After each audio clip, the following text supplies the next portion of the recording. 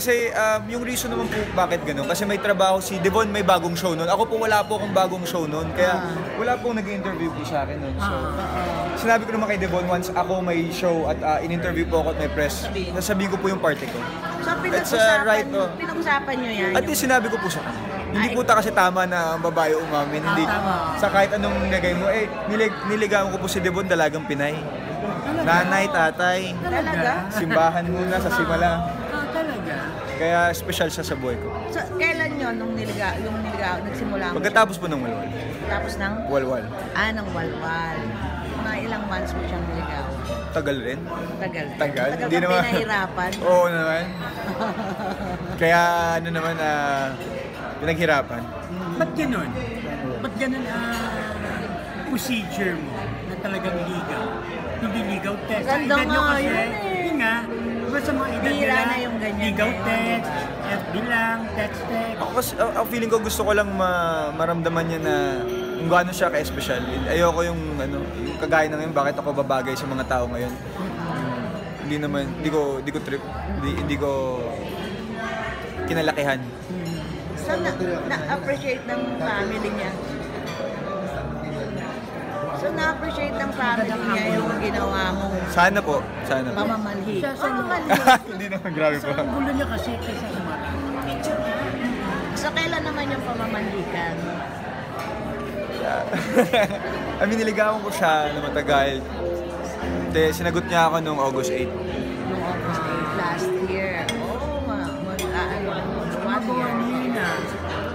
5 months pa lang po. 5 months. August next year. August next year. Yun Fresh yung... na fresh pa. Pero kahit fresh pa, napag-uusapan nyo na ba yung... Hindi naman. I mean, ayaw namin yung masyado nagpaplano kasi gusto namin ma-appreciate yung kung ano meron ngayon. At na-appreciate niya na may teleserye siya doon sa GMA. Ako na-appreciate ko na may mga pelikula ako gaya nito, may opportunity ako na mag-young Robin. Bihira lang po to kasi may action scene ako dito. So, bihira lang po. So, ako appreciative. At nagpasalamat rin po ako sa GMA sa lahat ng opportunity binigay nila sa akin. At I'm looking forward to my new show in ABS. Sa ABS? Oo. Project Kapalaran po. Pumirma ka na. Opo, okay na po lahat. I wanna say thank you to Mr. Noel Bayani, RSB unit for me having a family there. Kasama ko po dyan Sylvia Sanchez, Joey Marquez, Irma Idlawan, JM De Guzman, RC Munoz, at ang dami pa pong iba. Grabe po yung cast, sobrang galing. Project Kapalaran. Opo. Opo. Ikaw, paano yung naging proseso ng transfer? Actually, I just wanted to explore kung ano man yung anong meron pang iba para sa akin. Pero I'm always gonna be appreciative and grateful for GMA kasi I grew up there and that always will have a special place in my heart, of course. So nag-expire muna yung contract mo and then may offer ang ABS, kinonsider nyo? Opo. It's a choice of the manager.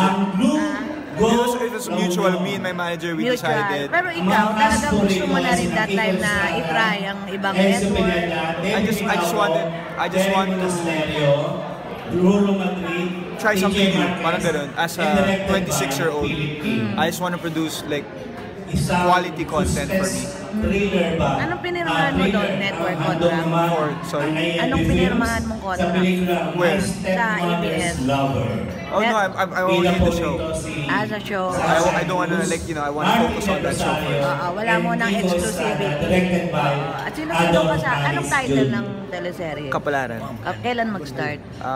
Well, I think we're gonna start shooting this week. Either this week or next week. With Sylvia Sanchez, Joey Marquez, Irma Idlawan, JM De Guzman, RC Munoz, and many more. Si JM? Yeah, JM.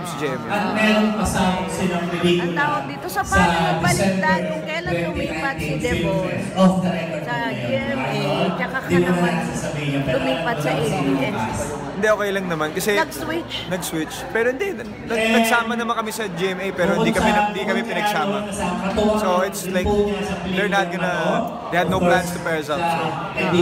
Ano sabi ni Devon dyan? Sa parang trabaho. Ano magagawa natin? hindi nyo sinasaklawan. Like I said, our relationship, there's no business in the relationship. It's no front. There's no like show business. So it doesn't matter if we're together or not.